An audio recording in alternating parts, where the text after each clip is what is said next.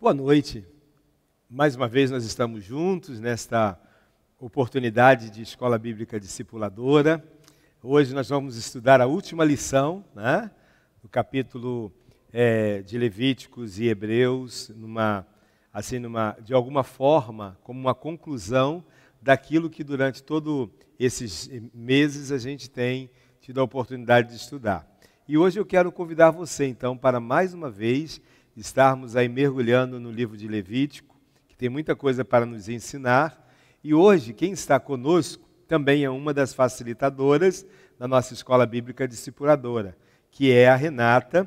Ela vai estar dando um alô para vocês aí, mas é com muita alegria que nós recebemos a Renata, que também é alguém que tem nos facilitado na Escola Bíblica Discipuladora quando era presencial, quando estava acontecendo presencial, era uma daquelas que nós chamamos professoras, Mas é uma facilitadora, porque ela tem a oportunidade de nos fazer crescer um pouco e cooperar de uma forma direta na palavra de Deus. E hoje eu quero aprender com ela, eu tenho certeza que você também deseja aprender. Por isso, seja bem-vinda, Renata, neste momento, e dê um alô aí para todos os irmãos que estão juntos. Olá, queridos, com muita saudade de todos vocês, Estamos aqui para mais um desafio. E como o pastor mesmo falou, eu sou uma das professoras da EBD, tendo esse privilégio de servir ao Senhor no ensino da igreja. Mas sou mais facilitadora mesmo, e a gente vai aprendendo, dia após dia. Que bom que nós podemos juntos estudarmos a palavra do Senhor. E eu quero convidar você, para deixar aí seus comentários. É muito importante para nós. Alguma dúvida que você tenha também, para estarmos respondendo. Nós sempre temos respondido de uma forma assim, pessoal, às vezes no privado da própria pessoa, mas se você desejar colocar aí algum comentário que você ou alguma dúvida, nos próximos dias, nós estaremos entrando em contato com você e respondendo. Mas coloque aí seu comentário, porque isso é importante para nós. Sejam bem-vindos, que Deus abençoe a vida de cada um de vocês. E nessa hora, então, nós vamos convidar a todos vocês para estarem abrindo a palavra de Deus no livro de Levítico, capítulo... A partir do 18. Isso, capítulo 18, e nós vamos até o final. Mas eu quero convidar você, então, para esse momento. Vou dar logo a palavra para a Renata e ela vai estar nos ajudando nesse momento a entendermos um pouco esse livro tão bonito da palavra de Deus, que faz parte do Pentateuco, que eu tenho certeza que você já sabe a respeito do Pentateuco, que são os 5 primeiros livros da Bíblia, os 5 primeiros livros escritos aí por um autor que você também já conhece, que dão a autoria para ele, para Moisés, e nós queremos nessa hora aprendermos um pouco desse livro das leis, que de alguma maneira você vai compreender hoje o porquê de tantas leis, o porquê que Deus determina todas essas questões importantes para a nossa vida. Vamos lá, Renata. Bom, meus queridos, eu quero reforçar o pedido do pastor de todos aí em casa abrirem suas Bíblias, nos seus celulares, computadores, porque a gente vai passear um pouco pelos versículos, é importante isso. E vamos começar com o capítulo 18 e vamos até ao último. Hoje a gente termina, o livro de Levítico e o livro de Hebreus, com relação à supremacia de Cristo.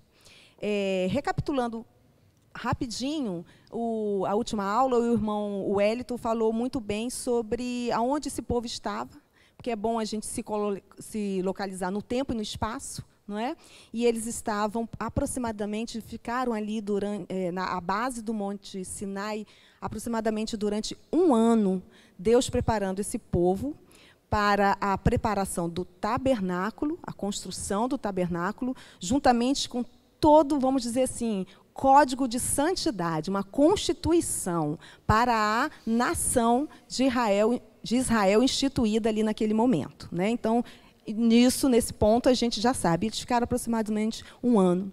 Em Números, capítulo, se eu não me engano, 10, esse povo vai levantar acampamento. e depois de um ano, a Bíblia fala que é no segundo mês do segundo ano. E aí a gente vê esse povo se levantando, depois de toda essa legislação dada a eles, para eles continuarem a marcha deles até chegar a Canaã, não é? E a chamada geral desses últimos capítulos é a chamada à obediência. E na obediência que Deus nos chama até hoje, a gente também pode perceber a misericórdia de Deus. Porque a gente percebe o seguinte, quando Deus nos chama para obedecer, Ele nunca quis nos penalizar. Ele sempre dizia, obedeça, sede santos, sede puros, fazei isso, fazei aquilo, para que a gente não sofresse a consequência do pecado. Certo? Então, assim, é na obediência que a gente também vê essa misericórdia de Deus. É nessa legislação toda que a gente vê a misericórdia de Deus. Então, eu quero que os irmãos já estejam, né, com a Bíblia aberta em Levítico 18, porque eu vou ler o versículo 1 a 3, que começa assim. Disse mais o Senhor a Moisés, fala aos filhos de Israel e dize-lhes, eu sou o Senhor vosso Deus. Não farei segundo as obras da terra do Egito, em que habitastes, nem farei segundo as obras da terra de Canaã, para a qual eu vos levo, nem andareis nos seus estatutos. E aqui, quando Deus fala do passado desse povo, e já previne para o futuro, porque Ele é Deus e é onisciente, Ele já chama a obediência. Não andem como eles andaram, e nem andem como os povos que já estão em Canaã, para o qual eu vos levo, andem também. Aqui há uma legislação do Senhor para obediência, e ele chama esse povo no capítulo 18, instrui a respeito de relacionamento entre pessoas. Olha que Deus maravilhoso. E de uma moralidade que vai refletir a santidade desse Deus. É importante, então, a gente parar e pensar, Renata, que quando o Senhor, nesse capítulo 18, chama, né, Moisés para dar esse recado aos filhos de Israel, Deus vai trazer algumas questões que eu acho que é muito importante, ou que são muito importantes para a vida daquelas pessoas e a nossa vida. Primeiro, Deus vai dizer assim, eu sou o Senhor vosso Deus. Olha aí. Então, a ideia de pertencimento aqui é muito, muito intensa de Deus. Em todos esses capítulos, a gente vai ver isso. Sempre Deus mostrando assim, eu sou o vosso Deus. E no versículo 3, ele vai orientar que aquele povo não andasse segundo os costumes antigos. Então é possível, assim, muitas coisas herdadas, muitos hábitos, muitos costumes, eles, possivelmente, eles passaram por algum momento em que eles até viram, assim, com naturalidade, os erros que Deus, né, de alguma forma abominava, mas possivelmente já era uma cultura também na vida daqueles que estavam agora partindo para Canaã. E interessante que, assim, Deus também já sabia dos costumes daqueles que habitavam em Canaã. Deus vai dizer, não andem segundo aqueles que, no meio de quem vocês estavam, e nem pratiquem as coisas daqueles que vocês vão estar daqui a pouco convivendo.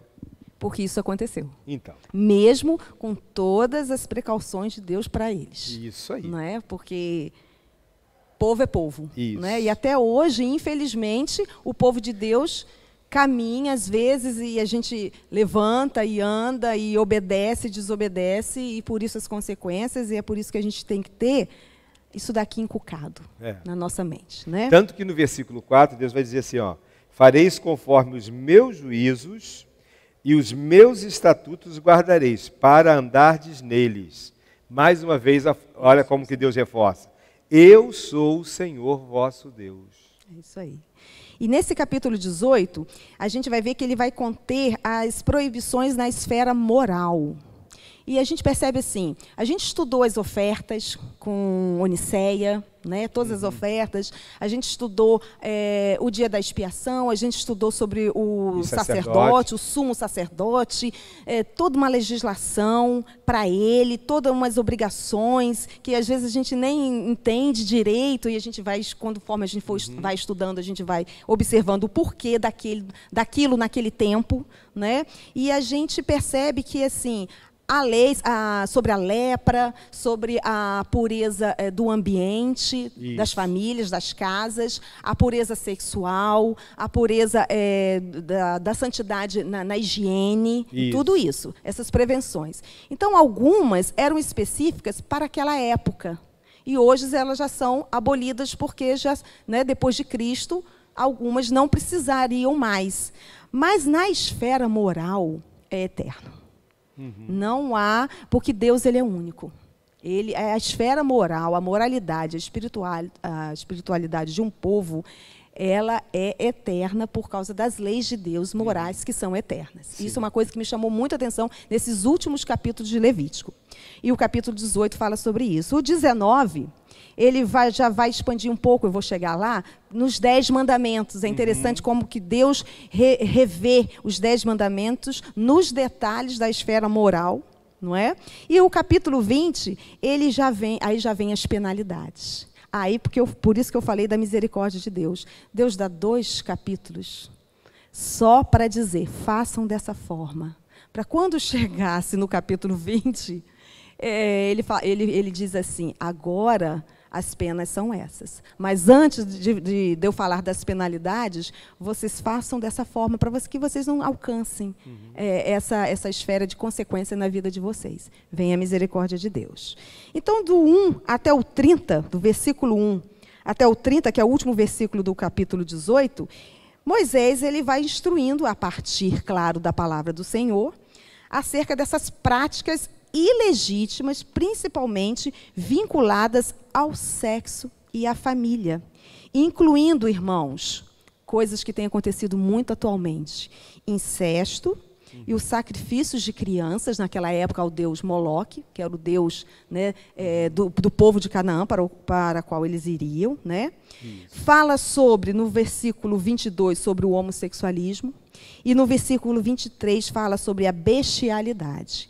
Na minha Bíblia, o título começa com casamentos ilícitos, principalmente por causa do incesto, entre pessoas da mesma família, muito próximos. O casamento entre israelitas, ele era consideravelmente legítimo por Deus. Inclusive, tinha que ser assim, certo? Só que o casamento entre pessoas da mesma família, da mesma casa, e o incesto, isso era abolido por Deus, porque Deus já sabia que isso faria mal à espiritualidade, à sanidade mental, ao relacionamento familiar. Isso aí. Não é isso? Porque, olha só, tanto que o Senhor vai falar a respeito do relacionamento, porque a gente olhando, a gente vê o quanto que Deus, né, nessa questão moral, Ele vai nos direcionar. Por exemplo, fala sobre relacionamento pais e filhos,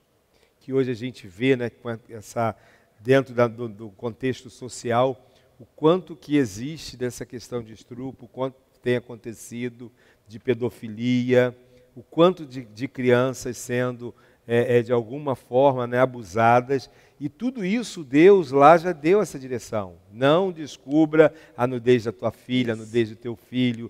Até mesmo o relacionamento entre cunhados, Deus abominando. Né? O relacionamento de sogra com genro. Sobrinhos com tios. Então, enfim, essa questão do relacionamento familiar é muito bem declarado, assim, como algo que Deus mostra às claras. Vai errar quem quiser errar. É isso aí. Né? Mas Deus vai mostrando assim, com muito cuidado. Até essa questão da zoofilia, né, que é relacionamento de homens com animais, que é uma outra questão também, que hoje a sociedade está sofrendo e vivendo. Né? A gente tem visto dentro dos quadros como algo assim diabólico das pessoas com essas taras viciadas em sexo com animais. E o capítulo 18, pastor, ele fala, como o senhor disse, detalhadamente. É porque não dá tempo da gente ler. Né? Fala sobre a sodomia, o homossexualismo. Tudo sobre isso. Por exemplo, no versículo 21, ele vai falar dos sacrifícios, né? A tua descendência não a darás nenhum deles para dedicar-se a Moloque, né? O deus pagão, né? Daquele povo, daquela época. No 22, sobre o homossexualismo, com o homem não te deitarás, como se fosse mulher, é abominação. E o 23 vai falar sobre a bestialidade, a relação sexual com animais. Né? Não te deitarás com o animal, para te contaminares com ele, nem a mulher se porá perante um animal para juntar-se com ele. É confusão. E Deus vai assim relatando cada atitude de pureza sexual que eles deveriam ter para essa santificação, para eles serem parecidos com o próprio Deus. Eles serem um povo diferente. Por que um povo diferente? Por que eu tenho que ser diferente? Se a gente for pensar assim, né? Por que Israel tinha que ser diferente? Por que tanto trabalho? Né? Porque era através desse povo que o próprio Deus ia ser disseminado. Isso. Né? Ele ia ser, tipo assim, vocês serão santos porque eu sou santo. E os povos que já estão contaminados com todas essas práticas, verão em vocês práticas diferentes, práticas de santidade, práticas que vão dar vida, porque nenhuma regra foi estabelecida para punir somente. Ela foi estabelecida para dar vida. E como Jesus Cristo falou, vida em abundância. Né?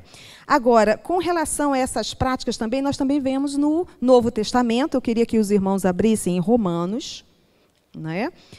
Romanos capítulo 1, a partir do versículo, eu vou ler o versículo 20.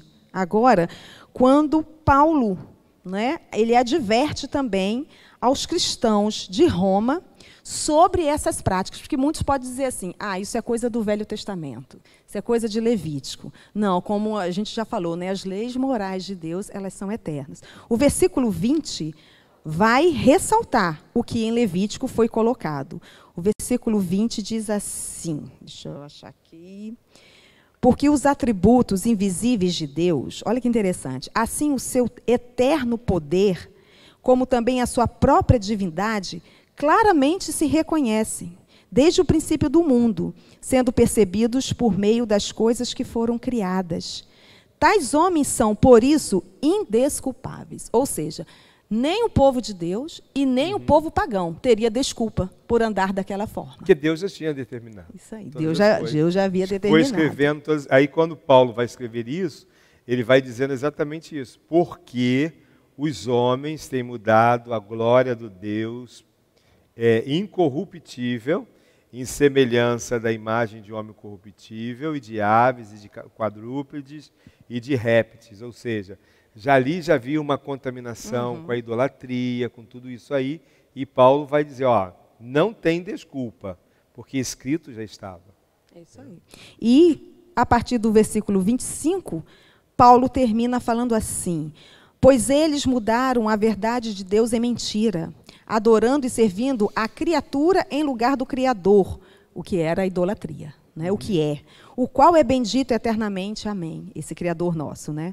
26, por causa disso, os entregou Deus a paixões infames, porque até as mulheres mudaram o modo natural de suas relações íntimas por outro, contrário à natureza. Semelhantemente, os homens também, deixando o contato natural da mulher, se inflamaram mutuamente em sua sensualidade, cometendo torpeza, homens com homens, e recebendo em si mesmos a merecida punição do seu erro.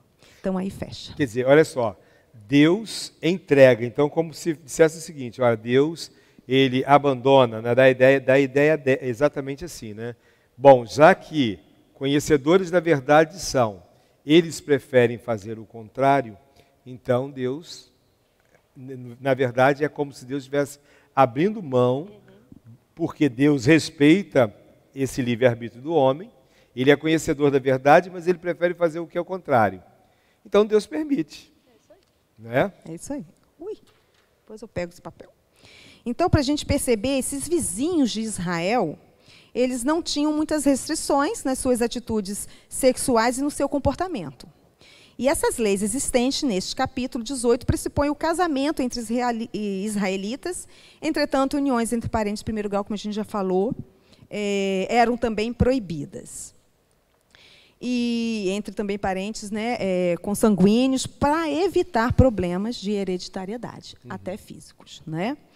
E esses israelitas se moveram de um país infestado de ídolos e iam para um outro país, uma outra região infestada também de ídolos, né? E por isso vem.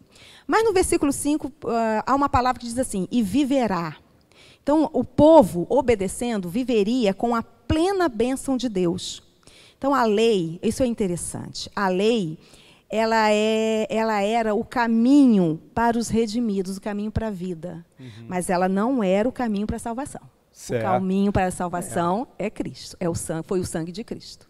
Isso é muito interessante que você está falando aí, e vale a pena nós pensarmos, e que você repita exatamente essa frase que você usou aí, porque as pessoas ficam imaginando assim, por que da lei?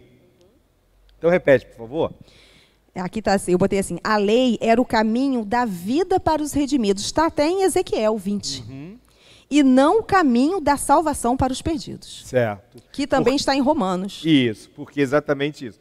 A lei, Jesus veio cumprir essa lei para trazer ao homem a salvação. Mas a lei que Deus determinou era para o bem-estar, para produzir vida, né? Vida no sentido moral, né? Vida no bem-estar quanto à vida saudável, tanto que a questão que nós vimos sobre alimentos e etc., representa exatamente isso, né? Aquele cuidado de Deus para fazer com que as pessoas estivessem vivenciando essa vida abundante, que logo depois foi declarada por Jesus, lá no Novo Testamento, né? Através da salvação. Aí sim, isso é vida abundante.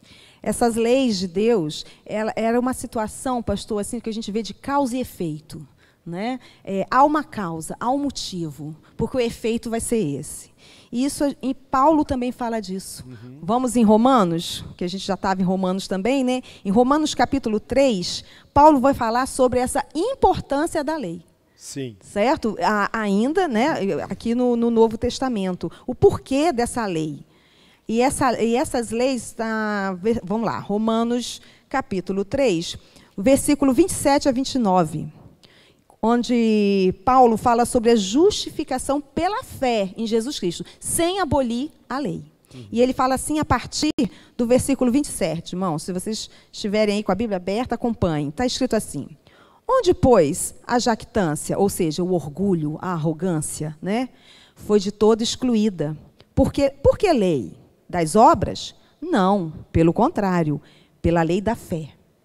Concluímos, pois, que o homem é justificado pela fé, independentemente das obras da lei. É, porventura, Deus somente dos judeus? Não o é também dos gentios? Sim, também dos gentios. Visto que Deus é um só, o qual justificará por fé o circunciso e, mediante a fé, o incircunciso. Glória a Deus. Amém, né? Anulamos, pois, a lei pela fé? Não, de maneira nenhuma. Antes, confirmamos a lei. Isso. Pronto. Né? Aí a gente vê a importância de estudarmos essas leis. Né? É verdade. Então, meus queridos, a gente vê que o Israel de Deus, naquela época, ele foi um povo escolhido por Deus, por Jeová, e esperava-se mais deles do que de qualquer outra nação. E assim é nos dias de hoje. O mundo espera muito mais de nós do que de qualquer outra nação, não é?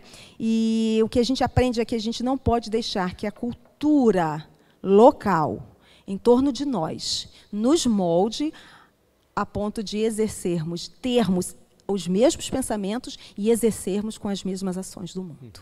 E não vos conformeis com este mundo, mas transformai-vos pela renovação do vosso entendimento. Estamos no mundo, mas não somos dele. É isso aí. Avançando, nós vamos para o capítulo 19. Vamos agora voltar. Deixa eu sair de Romanos e vir aqui para Levítico.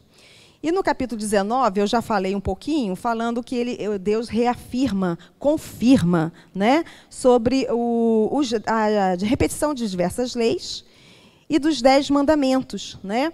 No capítulo 19, por exemplo, lá no versículo 11, vem assim: não furtareis, isso nos lembra as tábuas da lei. Né? O versículo 13, não oprimirás o teu próximo, olha só que interessante, nem o roubarás. A paga do jornaleiro não ficará contigo até pela manhã.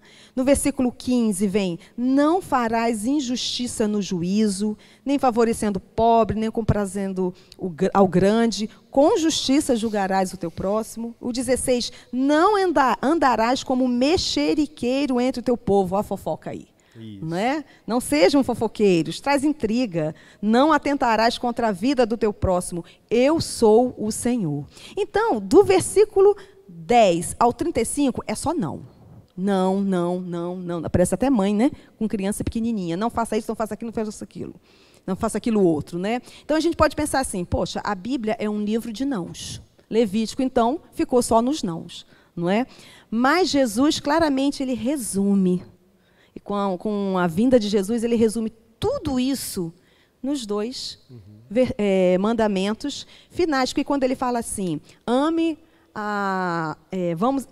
ao seu Deus de todo o seu coração e ao seu próximo como a si mesmo. Porque se a gente amar dessa forma, esses nãos, eles já são inculcados em nossa mente automaticamente. E não é com negação, pelo contrário, é com positividade. A gente faz espontaneamente por amor a esse Deus e por amor ao nosso próximo. Passa a ser padrões, né, de vida, estilo de vida que não se torna cansativo, que não se torna pesado. Isso. Porque por amor a Deus nós entendemos. Porque se você parar e olhar isso aqui, todas as orientações de Deus no capítulo 18 e 19 é para promover o bem-estar.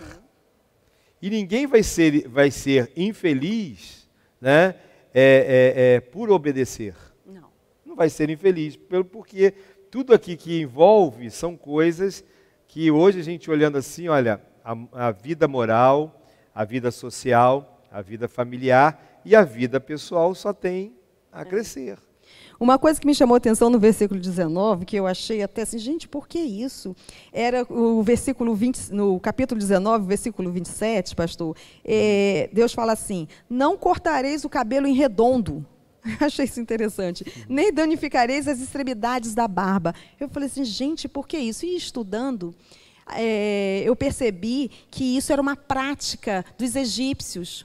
Eles se mutilavam para poder expressar, pesar, querendo algo fúnebre, num culto fúnebre. Eles se cortavam, eles manchavam as peles deles, eles pintavam as peles deles. Hoje seria uma tatuagem, vamos dizer assim, mas no sentido de adoração àqueles deuses. E o corte do cabelo em redondo e da barba também era para honrar esses ídolos, esses deuses deles. Então Deus coloca isso aqui especificamente para que eles não fizessem essas práticas, porque elas iriam lembrar as práticas dos egípcios. Que já então, era uma... o povo de Israel, como o povo de Israel era um povo santo, não poderia ser comparado ao profano, comparado aos deuses estranhos. Isso mesmo. E também nós vemos aqui, no capítulo 19, no versículo 29, fala sobre a valorização das mulheres. Olha aí, uma coisa tão falada hoje em dia, né? Olha como que Deus sempre valorizou nós mulheres. No capítulo 29, no versículo 29, ele vai falar: não contaminarás a tua filha, fazendo-a prostituir-se, para que a terra não se prostitua, nem se encha de maldade. Então, ali Deus estava preservando o sexo feminino, né? No sentido de proteger as filhas, porque os pobres já tinham a prática de vender essas filhas em extrema pobreza para servirem de prostitutas e, às vezes, até as esposas à escravidão.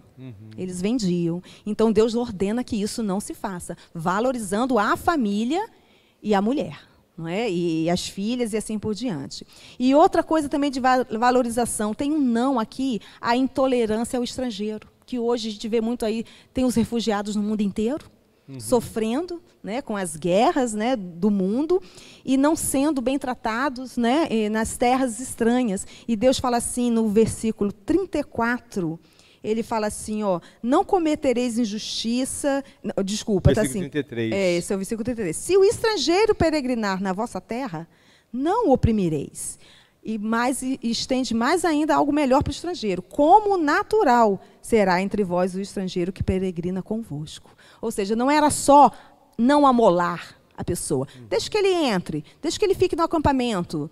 Não amole, mas não era só isso. Era tratá-lo como um igual, como um natural da terra. E né? sabe o que é interessante, Renata? É Deus dizer assim no versículo 34, olha, porque vocês já foram estrangeiros quando estavam no Egito. Vocês sofreram na então, pele ou já. seja, se vocês lembram como foi lá. Então, trate os estrangeiros com honra, né? Trate os estrangeiros dignamente, porque vocês já foram estrangeiros um dia, né? Lá no Egito.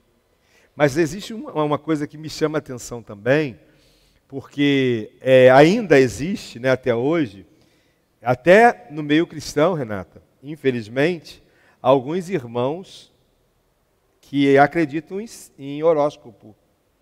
Sabia disso? Sabia um pouco. Tem gente que pergunta para mim, pastor, qual o seu signo? Eu falo, eu não tenho signo, eu sou de Jesus. Hã? Mas olha só, versículo de número 31. Não vos virareis para os adivinhadores e encantadores, não os busqueis contaminando-vos com eles. Eu sou o Senhor vosso Deus. Aqui eu quero chamar a atenção, não só dos nossos irmãos que consultam horóscopo, porque eu quero crer que você hoje já vive, né, na dependência de Deus, nós dependemos da direção de Deus. Mas também quero aproveitar para trazer aqui uma orientação para alguns irmãos que buscam adivinhadores do próprio reino evangélico, que é pior. Os profetas e profetisas, inclusive os profetas do caos. Tem pessoas que amam, ao lugar de aproveitar a palavra de Deus e buscar na palavra de Deus uma direção certa, porque o que sai da boca de Deus é verdade, vão buscar as profecias e as profetadas de algumas pessoas que não têm nada de Deus, falam segundo o seu próprio coração. Por isso que lá em Ezequiel vai dizer assim, ó, eu sou contra os profetas, né, que dizem, assim diz o Senhor, quando tal coisa eu não disse. Então, fica aí você, meu irmão, porque existem adivinhadores no meio evangélico também. E Deus também, para terminar, ele chama a atenção, o que eu acho interessantíssimo, a justiça humana, no sentido de não cometer a injustiça no juízo, não cometer a injustiça na vara, nem no peso e nem nas medidas. Olha. Isso é uma coisa que hoje em dia há corrupção. Né? Ela é muito em vender algo, em pesar algo a mais do que deveria, em pedir um valor que não é devido. Suborno.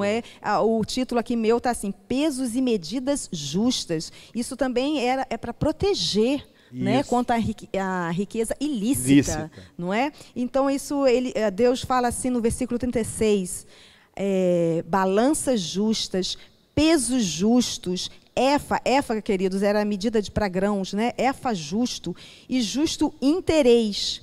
Era para a medida para líquidos. Isso. Não é? Eu sou o Senhor vosso Deus, que vos tirei da terra do Egito. Isso aí é... O que a gente aprende? Que o culto a Deus e a desonestidade, elas são incompatíveis. Elas nunca vão combinar, elas nunca vão coexistir. Avançando para o capítulo 20... nós vemos que, até então, Deus vai dizendo o que deve ser feito. E aqui, no capítulo 20, parece que essa taça de misericórdia de Deus, em dizer o que eles não deveriam fazer para não sofrer, aqui já vem as penalidades. Parece que essa taça de misericórdia se esgotou. Você olha, até para o povo de Deus, ele vai dizer assim, daqui em diante basta. Né? Então, ele aqui não concilia mais os rebeldes, que iriam se rebelar. Ele ordena a pena de morte. Há vários pecados cometidos que Deus já havia falado para eles não cometerem. Né? E algumas penas, como eu já falei, são até de morte, como o sacrifício de crianças a Moloque. Amaldiçoar os seus pais não era uma maldição de boca, era uma maldição de atitude. Isso. Então, isso é muito sério. Uma rebeldia, uma rebelião. Isso, amaldiçoar os seus pais, o cometer o adultério espiritual e o fisicamente. Então, esses pecados, eles tinham pena de morte naquela época. Né? Então, Deus diz assim, ó, basta, eu já dei tudo para vocês, agora vai cessar, agora eu vou dar as penalidades. E aí, no versículo 18, ele vai falando, guardai os meus estatutos, né? Obedeçam aos meus decretos. Ele destaca a santificação. E vai ensinando esse povo a santificar-se e a guardar os estatutos divinos de Deus, certo? Continuando... E aí, antes de você começar aí falando, eu acho que é interessante que a gente fale exatamente sobre isso, né? Quando Deus fala sobre a prostituição espiritual, é a troca, né? Ou então assim, aquele pezinho lá naquele lugar que não honra o Senhor, né? Então, por exemplo, assim, quando vocês, se vocês fizerem alguma coisa e se prostituírem após Moloque, né? Após um Deus estranho, vocês estarão fazendo com que sejam extirpados como meu povo. E aí no versículo 7 vai dizer, portanto, santificai-vos e sede santos, porque, mais uma vez, olha só, pois eu sou o Senhor, o vosso Deus. E a gente repara também, estudando o Levítico, que as religiões dos egípcios, elas eram exuberantes em prostituição sexual. Imagine um povo que há mais de 400 anos escravos, essa cultura, muitas vezes enraizada na mente deles. Né? Então, e essa prostituição cultural para adorar, para dar aos deuses deles como sacrifício, isso existia muito e eram pecados grosseiros. Não é? Então, em contraste, Deus estava construindo uma nação para exercer uma influência positiva no mundo. E até hoje é assim. Não é?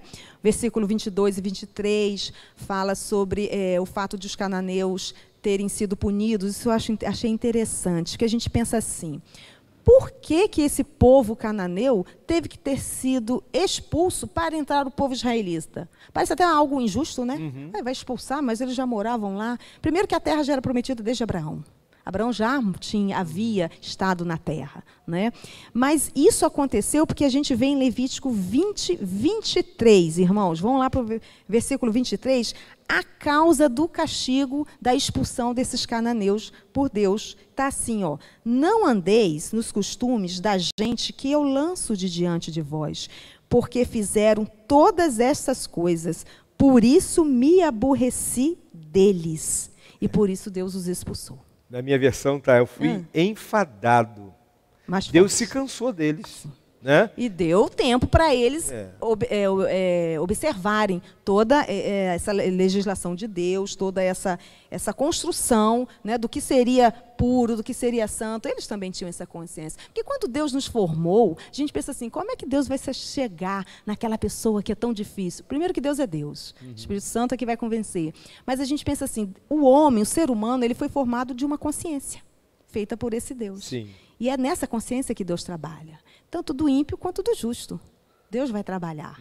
Né? Então, é nisso que o homem é confrontado. É nessa consciência que Deus chega. E os cananeus também tinham essa consciência.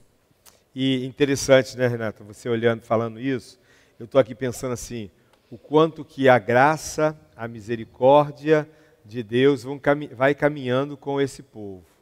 Mas Deus sempre lembrando do juízo. Sempre lembrando do juízo. Quando eu penso sobre essa questão do final dos tempos, do momento em que a justiça de Deus vai chegar sobre essa terra, né, sobre o povo, eu entendo exatamente isso. Deus, ele está caminhando conosco, está caminhando com essa terra, mas vai chegar um momento que é como se Deus dissesse assim, eu estou enfadado, cansei.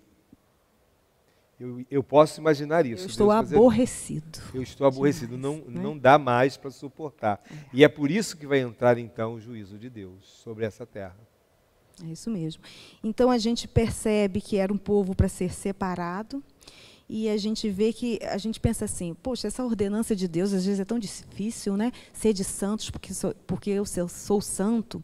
E eu tirei uma frase que estava sem autor, que eu achei muito interessante, que fala assim: não podemos nos tornar santos por nós mesmos, mas se desejarmos ser santos e dispusermos nossa vontade no sentido de seguir a Deus, Ele nos transformará.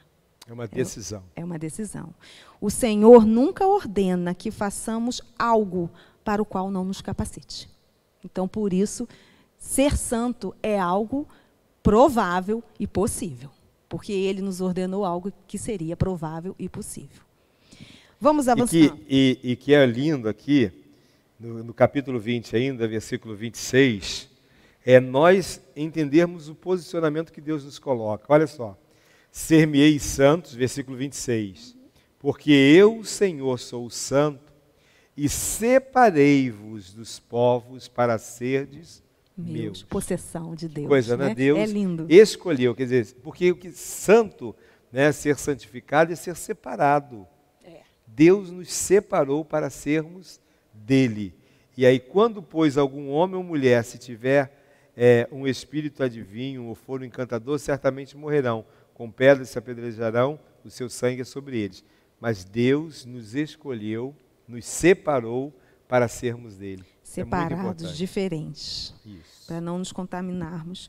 E avançando para o capítulo 21, irmãos, aqui já vem falando acerca dos sacerdotes, que na aula do irmão Wellington foi falado muito bem, né, sobre todas as leis para os sacerdotes. Né? Certo. E aí o Senhor vai continuar falando e para os sacerdotes e para as suas famílias. Né? Aí a gente imagina, se esse povo era ordenado a ser santo, imagine aqueles que representavam, que eram mensageiros, que representavam Deus, a levar, né, os sacrifícios, e como que eles deveriam se santificar mais ainda. Então, as regras para eles eram mais rígidas ainda.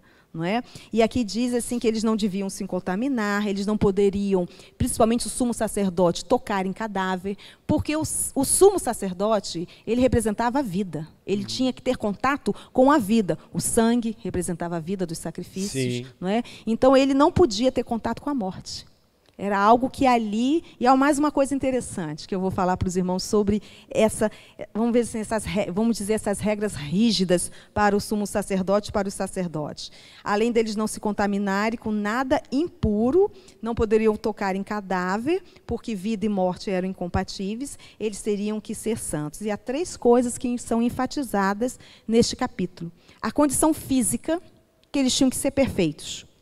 Certo? É interessante isso, porque a gente pensa assim, eles não poderiam ter defeitos físicos, não é, pastor? E a gente pensa assim, será por que eles não teriam? Porque tudo tipificava Cristo. E Cristo foi perfeito no corpo dele. E foi perfeito porque ele foi sem pecado. Sim. Né? Então, esse sumo sacerdote dessa época, ele já tinha que mostrar Cristo lá na frente. Ele já apontava, né, a pessoa de Cristo. Isso. Então, por isso que ele fazia os sacrifícios, ele era aquele mediador. Então, esse homem tinha que ser, assim, vamos dizer, era um imperfeito com uma veste perfeita, ainda que exterior. Ele tinha que apresentar sacrifícios em favor dele, mas, em todo o tempo, esse sumo sacerdote estava apontando para aquele que viria ser o perfeito. E tanto Cristo, que foi a perfeição, né? Ele foi o resumo da perfeição, porque ele é o próprio Deus, a gente percebe que tanto o sumo sacerdote como o animal, ele tinha que ser perfeito. O cordeiro não podia ter defeito. E tinha que ser jovem. Né? E o que Cristo veio e fez? Ele foi um homem perfeito e foi o sacrifício perfeito, e foi o cordeiro perfeito. Isso. Como ele não houve mais e cessou ali. Então, eles tinham que ter também uma santidade. Né? A gente vê hoje muitas igrejas sendo acertadamente julgadas pela, vamos dizer assim, pela mácula né, dos seus sacerdotes. Nós todos somos sacerdotes. Então, é da membresia e principalmente do líder. Tudo é muito visado no líder, né, pastor? Então, assim, eles tinham que demonstrar uma santidade constantemente, para que aquele povo não fosse julgado pelos seus líderes, porque é assim até hoje. Não é? E a consagração desse povo. O sumo sacerdote não podia chorar a perda de um ente querido ou assistir aos funerais, como a gente já falou. Então, eles iriam representar esse próprio Cristo, perfeito, fisicamente e espiritualmente. Avançando para o capítulo 22, a gente vê ainda, irmãos, a lei acerca de comer coisas santas para os sacerdotes. Capítulo 21 e capítulo 22 são para os sacerdotes. Aí a gente para e pensa assim, gente, por que haviam tantas orientações com respeito aos sacerdotes? Olha que coisa interessante que agora eu vou falar para os irmãos que eu achei que eu falei que seria interessante. Havia já sacerdotes na época do Egito. E esses sacerdotes e os sumos sacerdotes, eles eram ligados à política, cargos políticos. E eles eram muito corruptíveis com relação a isso. Eles queriam poder. O que interessava a esse sumo sacerdote era o poder perto do rei. Até onde ele poderia influenciar o rei, o faraó. Não é? E toda uma legislação. Eles ficavam ricos, se apossavam das riquezas, dos tributos do povo daquela época. Então, o povo israelita, eles tinham essa noção desse sumo sacerdote e desses sacerdotes. Aí vem Deus e fala assim, vou separar um sumo sacerdote, vou separar os sacerdotes, vindo da tribo de Levi. O que esse povo ia pensar? Será que vai ser igual lá no Egito?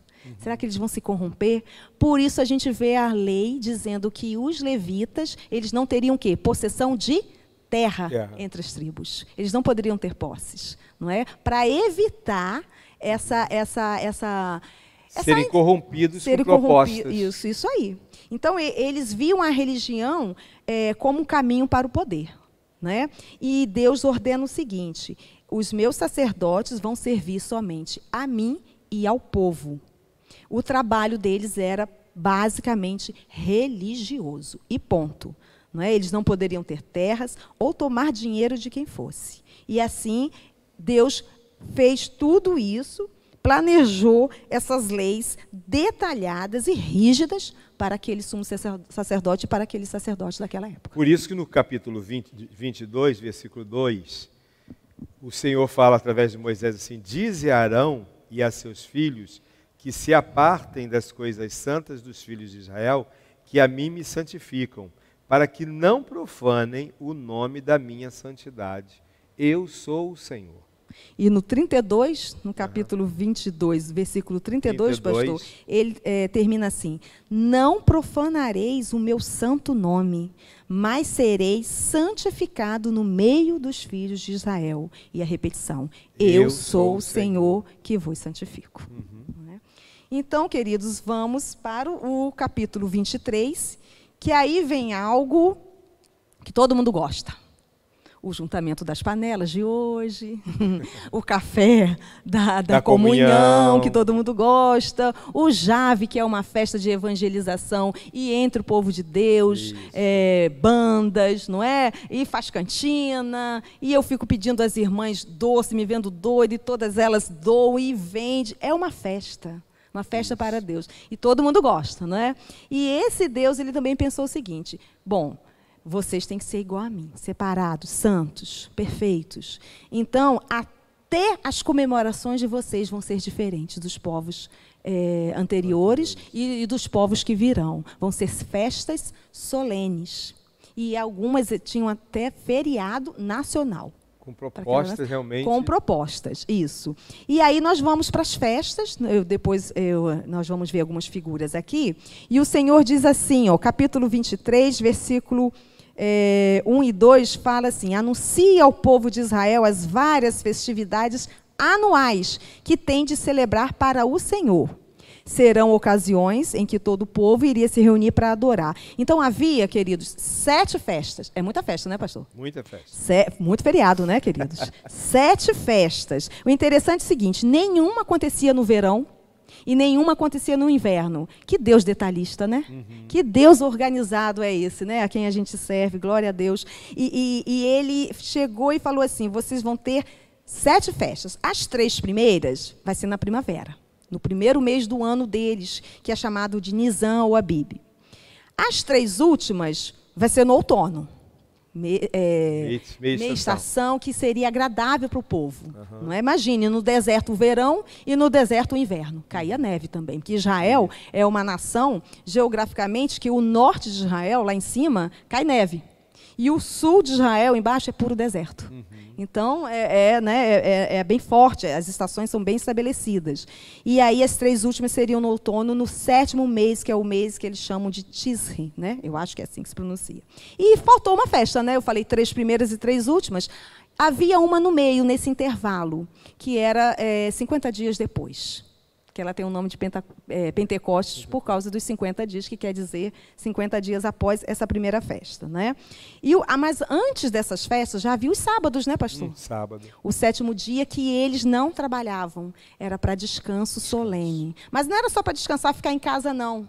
Domingo, né? Quem quer ficar em casa. Hoje a gente faz isso no domingo, né? Pelo menos nesse período de pandemia, o pessoal está fazendo sábado, guardando um sábado tranquilamente. Está podendo, mas não era para eles ficarem em casa, não. Eles tinham que estar em contrição, espiritualmente. Eles tinham que estar em adoração, assim como o povo de Deus se reúne. Lembrando do sábado, lembrando do dia de descanso, né, santificando. Sábado quer dizer descanso. Isso. Eles faziam no 7º dia da semana, porque desde Gênesis havia essa ordenança. Isso. Né? Deus descansou no 7º dia, criou tudo em 6 dias. Então, no 7º iria descansar. Né, o sabá significa dia de descanso. Isso aí. E é até importante que a gente fale sobre isso, Renata, porque algumas pessoas falam, as pessoas pegaram, então, o sábado como uma lei, né? E aí então, lembra do sábado para santificar, e aí então começam a de alguma maneira, até mesmo a julgar os cristãos, né, que fazem do dia de domingo, né, o dia de descanso, né? E algumas pessoas então dizem que nós vamos ser réu de juízo por conta disso. Mas eu quero dizer para você que nós não guardamos o sábado conforme algumas religiões guardam, principalmente os judeus, ou então os judaizantes, né, atuais, que guardam o sábado, porque para nós as principais coisas aconteceram no primeiro dia da semana. E é no primeiro dia da semana, que é domingo para nós, que a maioria das pessoas não trabalham e que facilitam o dia de adoração, né? Se houver uma lei daqui a pouco que mude, então, para sábado, vamos estar no sábado. Mas hoje, o primeiro dia da semana, nós guardamos, nós entendemos, porque Jesus disse que o sábado, né, foi feito para o homem, não o homem para o sábado. E Jesus, ele fez várias coisas no dia de sábado, né? Ele comentou, inclusive, isso. Então, a ressurreição de Jesus aconteceu no primeiro dia da semana. A aparição dele aos discípulos aconteceu no primeiro dia da semana, né? A ascensão de Jesus também no primeiro dia da semana. Então, enfim, nós entendemos que, para nós hoje, se nós tivéssemos que ter um motivo para dizermos assim, olha, nós vivemos o primeiro dia da semana como um dia importante, porque nós vivemos aquilo após o Novo Testamento. E em nenhum momento eu vejo que nós estamos errados por fazermos no primeiro dia da semana o nosso dia de descanso, porque de fato, para a maioria, é. E essas festas instituídas naquela época, muitas delas nós ainda comemoramos hoje, né, para a nação judaica. O que é importante, você vai falar sobre isso, mas Jesus, ele comemorou, na verdade, a Páscoa. Né? Foi o que ele realmente comemorou. Então, nós temos a Páscoa como algo muito especial, porque nos remete ao Velho Testamento, que é o momento em que houve lá, né, a celebração e o livramento, né, do passar por cima, porque isso significa Páscoa, né, passar por cima, que foi o livramento de Deus. Por isso que Deus disse, celebrem a Páscoa lembrando que naquele dia os primogênitos foram livres, né? A morte passou por cima. E depois a gente vê Jesus, no dia da Páscoa, celebrando-se com os discípulos, e por ocasião da Páscoa ele é condenado. Sim. Então vamos ver agora a primeira imagem que fala da festa da Páscoa, que está já ali, né, para os irmãos verem, que ela era celebrada entre março e abril, no dia 14, com o propósito, como o pastor já falou, de lembrar a libertação do povo de Israel do Egito naquela época. E, na ocasião, um cordeiro era morto e comido e servido com ervas amargas e pães sem fermento. E há o versículo que confirma isso em Levítico 23:5, que diz: no mês primeiro, aos 14 do mês, pela tarde, é a Páscoa do Senhor. Engraçado, irmãos, que, assim, engraçado não, uma coisa assim que me chama a atenção, é que logo após o dia 14, vinha o dia 15, que já era celebrada outra festa. Era a festa dos pães asmos, celebrada entre 15 e 21, uma semana de celebração para ela, no mesmo mês, com o propósito de lembrar como os israelitas foram tirados por Deus às pressas, por isso os pães sem fermento. Não deu tempo. Vocês vão levar pão, vão fazer pão, e vocês vão levar esse pão para o deserto. Deus já sabia disso, né? Então vai ser sem fermento. E a gente sabe também que o fermento naquela época significava o pecado. Isso. Aquilo que aflorava que não era a realidade, né, da vida do homem, né? E o versículo que fala sobre isso, que diz assim: e aos 15 dias deste mês é a festa dos pães ázimos do Senhor. 7 dias comereis pães ázimos. Já no dia 16, repara, Páscoa 14, pães asmos 15, e já vinha a festa das primícias no dia 16. 3 festas consecutivas numa mesma semana, né? Ou então era a primeira colheita da cevada, né? Para que essa festa, na época que Deus ordenou? Com o propósito de reconhecer que os frutos da terra vinham de Deus, e a colheita era fruto da sua benignidade. Na ocasião, os primeiros frutos das colheitas eram ofertados. Isso está em Levítico 23:10, que fala assim: fala aos filhos de Israel e diz-lhes: quando houverdes entrado na terra que vos hei de dar, e fizerdes a sua colheita, então trareis um molho das primícias da vossa cega ao sacerdote. Então, esta festa era para ser comemorada quando eles entrassem em Canaã. Aí vem 50 dias depois dessas festas, vem a festa das semanas, ou no Novo Testamento chamada já de Pentecostes, né? E que já era no mês entre maio e junho, com o propósito de mostrar alegria e gratidão a Deus pela colheita obtida. Aí já era a colheita do trigo, interessante, uma da cevada, outra celebrar a colheita do trigo para eles, né? Era realizada 50 dias depois da oferta das primícias, e celebrava a colheita do trigo. Foi durante, o pastor já falou isso, essa festa que o Espírito Santo desceu sobre a igreja, né? Que se verificou com grandes sinais 50 dias depois da ressurreição de Jesus Cristo. Depois da Páscoa. Depois da Páscoa. E aí vem a festa das trombetas. Isso era comemorado o ano novo deles, que era o 7º mês, né? A festa das trombetas já vem nas três últimas festas, né? Já no outono, com o propósito de comemorar o início do ano civil deles. Esse era um dia de descanso e de fazer ofertas, onde as trombetas, pastor, e os chifres eram tocados o dia inteiro. Você imagina, hein? Tinha que ter ouvido, né? Ouviu o dia inteiro, né? E fôlego, né? Isso aí, né? Aí vem o versículo que fala sobre isso, né? Em Levítico 23:24, fala aos filhos de Israel, dizendo: no mês 7º, ao primeiro dia do mês, era o primeiro dia do ano para eles, o ano civil, tereis descanso, memorial com sonido de trombetas, santa convocação. Hoje a gente tem fogos, né? Eles tinham o sonido das trombetas. Por que esse mês 7º era importante? Porque havia o dia da expiação, que o Wellington falou tão bem na última aula, não é? O dia da expiação acontecia nesse mês, e o dia da expiação era o feriadão para eles. Era uma festa, vamos dizer assim, as outras festas eles se alegravam, eles comiam, eles ofertavam. Essa festa, esse dia da expiação, era o momento mais de contrição. Eles faziam jejum, ao invés de comer, eles jejuavam. Porque era a entrega dos 2 bodes que a gente viu toda na aula passada, né? E era com o propósito de oferecer o sacrifício pelos pecados dos sacerdotes e do povo, e purificar o santuário. Era um dia de descanso e de jejum. O versículo que fala sobre isso é: mas aos 10 dias desse 7º mês será o dia da expiação. Tereis santa convocação, e afligireis as vossas almas, e ofereis oferta queimada ao Senhor. Santa convocação era feriado nacional. E a última festa, que era a festa dos tabernáculos. Eles montavam cabanas.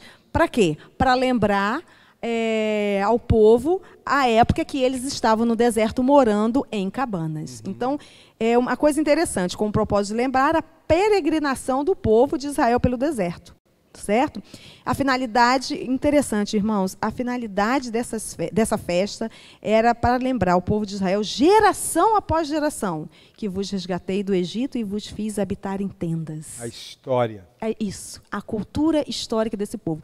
Todas essas festas, irmãos, elas eram celebradas, regularmente fixadas, com o propósito de reafirmar ao longo do ano inteiro que aquele povo pertencia ao Senhor. Era a história deles, né? Avançando para o capítulo 24. E interessante, só uma palavrinha aqui.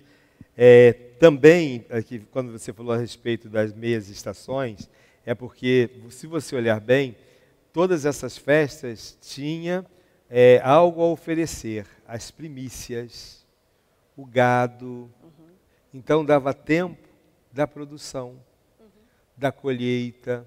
Né? Quer dizer, o trigo era o período em que o trigo de um ano para o outro, né, era replantado, e aí saía as primícias, né, de toda para a colheita. Então você vê que cada detalhe Deus... O tempo das estações. Não é? Exatamente. E a gente vai continuar nesses detalhes no capítulo 24, deixa eu achar aqui meu capítulo 24, quando Deus, esse capítulo 24, a gente encontra duas partes bem distintas. Uma é muito boa e a outra é ruim.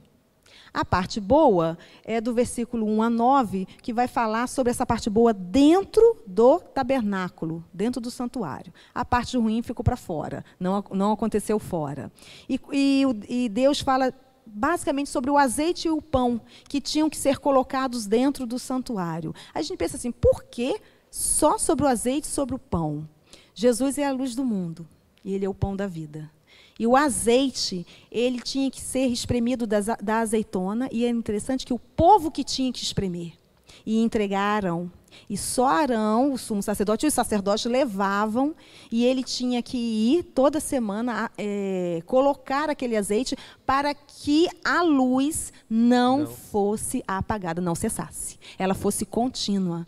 Porque o tabernáculo, irmãos, por dentro, ele não tinha janelas. Então, o que iluminava aqueles sacerdotes quando eles entrariam ali? Era o candelabro de ouro maciço, com as 7 lâmpadas acesas. E esse azeite, ele simbolizava a presença, a luz de Deus ali, de Deus ali. E o pão, interessante, que eram 12 pães, sem fermento. E 12 pães, simbolizando quem? Todo o povo de Israel. Assim como no Apocalipse a gente viu, né, o significado dos números, aqui a gente vê os 12 pães, 6 de um lado e 6 de um outro, sem fermento, povo puro, povo separado, povo santo. E Deus é o sustento daquele povo. A presença de Deus, certo, irmãos?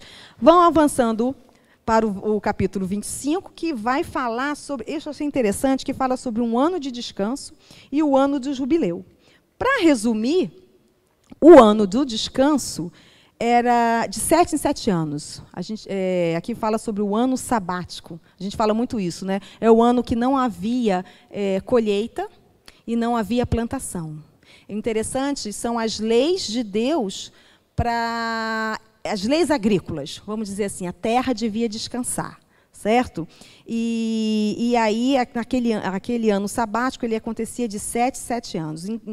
Interessante que o cativeiro babilônico também aconteceu, porque o povo, naquela época, não observava mais em Jerusalém sobre esse ano sabático. E veio também o ano de jubileu. O ano de jubileu, ele corria a cada 50º ano, de 50 em 50 anos. Então, um israelita, em vida, ele iria viver o ano do jubileu uma vez só, né? pelos anos de vida dele.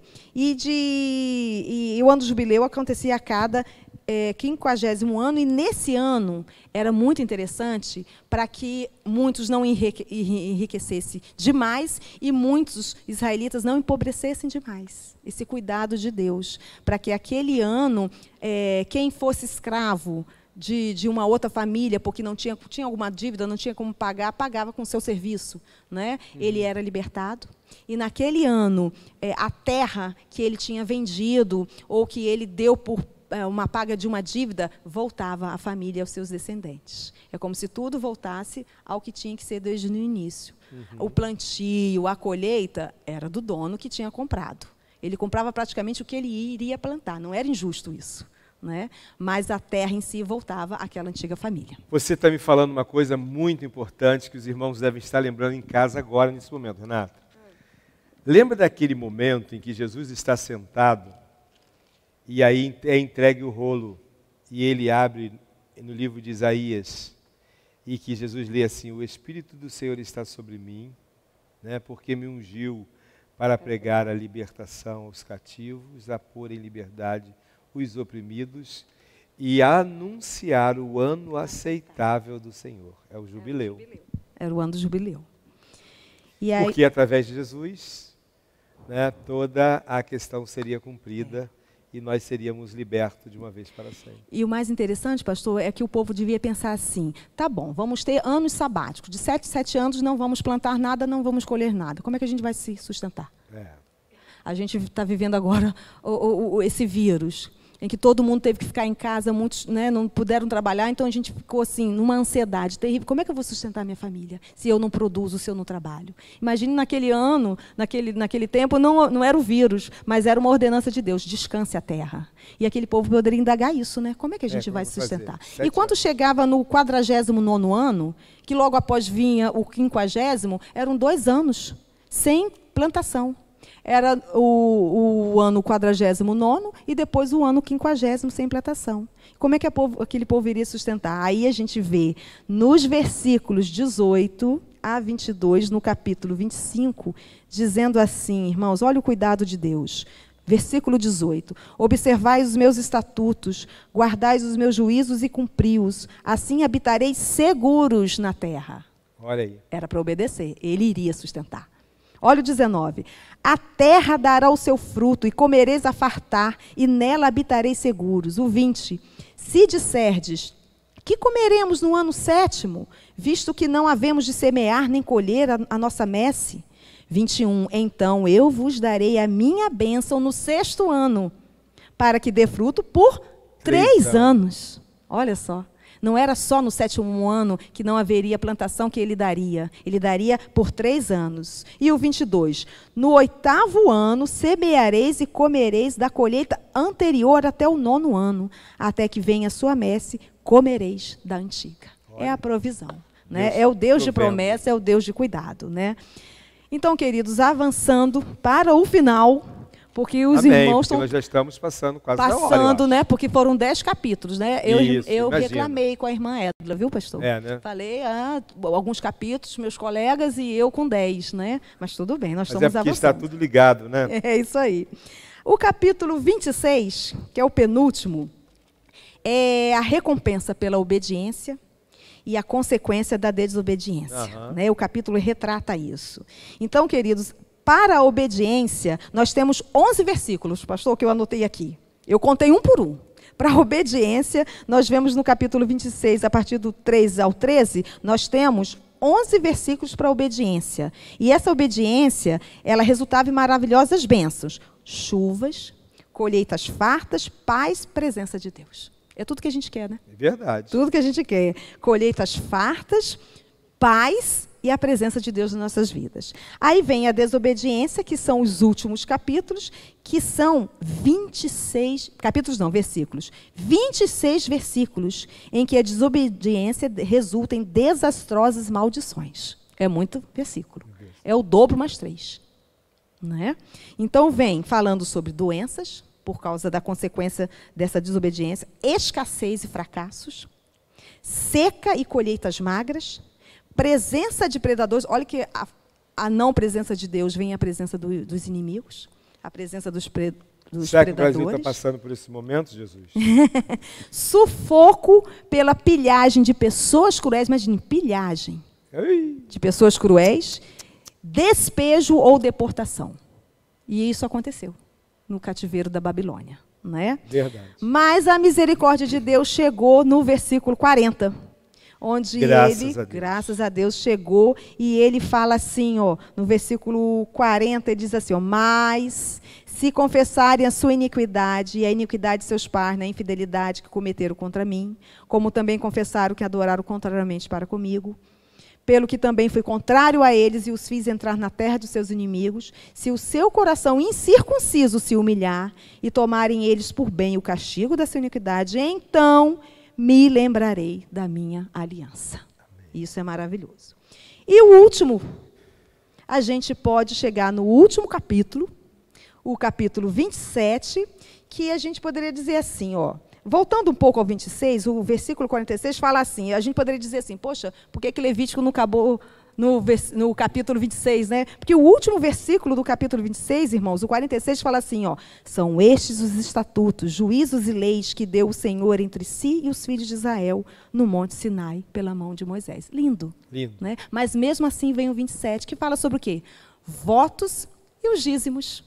Né? As últimas ordenanças do Código de Santidade para o povo de Deus. Não é? E aí vem falando por que Deus vai falar sobre os votos. Porque eles estavam acostumados, às vezes, até a fazer votos impensados, em momento de desespero. Isso a gente viu na vida de Jefté, em Juízes, onde ele fez o voto impensado. Os irmãos procurem lá para ler a história de Jefté, que não dá tempo da gente falar muito. Mas, mesmo assim, como ele foi um juiz da época de Deus, ele está listado em Hebreus como um dos heróis da fé. Não é? E aí Deus fala assim, não façam votos impensados. Aquilo que vocês votarem, pessoas, ou animais, ou bens, vocês vão ter que cumprir. E havia uma penalidade para não cumprir. Eles tinham que dar 20% a mais, além do que tinha que ser votado para entregar a Deus, caso eles não fizessem. Havia também... Para quê? Para que não fizessem de forma impensada, como a gente já falou. Né? E aí a gente termina falando do dízimo, porque o dízimo, a dádiva do dízimo, ela simboliza o reconhecimento de que tudo pertence ao Senhor. Né? E aqui termina o Código de Santidade de Deus. Tem duas imagens finais que eu quero colocar para os irmãos. A aula de Levítico começou com Julian mostrando aquela imagem, certo? Onde o tabernáculo, desde o altar do holocausto, até o último móvel, que era a Arca da Aliança, estavam dispostos em forma de cruz, certo? Então, nós vamos ver essa cruz de Cristo dentro do tabernáculo. E nós vamos ver agora a última imagem, que mostra também a cruz de Cristo, não só dentro do tabernáculo, mas fora do tabernáculo, em volta dele, que era a disposição do povo de Deus, de todas as 12 tribos, em volta do tabernáculo em forma de cruz. Certo? Então, essa cruz de Cristo, que eles nem sonhavam em saber naquela época, que foi manifestada depois, né? Eles já formavam a cruz de Cristo. E eu acho interessante, pastor, é o seguinte, eles estavam dispostos em forma de cruz para chegarem à terra prometida. Assim somos nós hoje. Nós levamos a nossa cruz. E pela cruz fomos salvos. E assim nós chegaremos à nossa Canaã. Certo? Sim. Só que agora vai ser a Canaã celestial. Amém. Amém. Amém. Que coisa maravilhosa a gente poder chegar aqui no final de Levítico, no capítulo 27, desse livro maravilhoso, com conteúdo tremendo. Tenho certeza que você cresceu muito hoje, né? Só para a gente poder completar uma coisa muito interessante, que os dízimos, eles tinham a responsabilidade, que deviam ser entregues para o sustento dos levitas, porque eles viviam ali, dos sacerdotes, para ajudar nas refeições sagradas e também para socorrer os pobres e as viúvas que já existiam naquele tempo, né? E isso é tudo importante para a gente ver assim, que Deus não deixou nada ser escrito que não fosse para o bem do seu próprio povo. Porque Ele é dono de tudo, conforme você disse, né? Então que nessa noite, neste momento, você entenda assim, o quanto é bom nós servirmos ao Senhor e mergulharmos na palavra de Deus. Está vendo só quantas coisas novas nós podemos aprender? Só nesses, conforme diz Renata aqui, 10 capítulos? 10 capítulos. 10 capítulos hoje. Então que você volte a ler, né, agora já com essa nova percepção, que Deus possa estar abençoando a sua vida. Renata, faz suas considerações finais aí. Eu vi que há 3 características desse Deus maravilhoso a quem a gente serve, muito ressaltados no livro de Levítico, além de tudo que a gente já sabe como Ele é. Ele é santo, Ele é um Deus organizado, detalhista e é um Deus de excelência. Então, se a gente está aqui para termos a mente desse Deus, como Ele falou, né?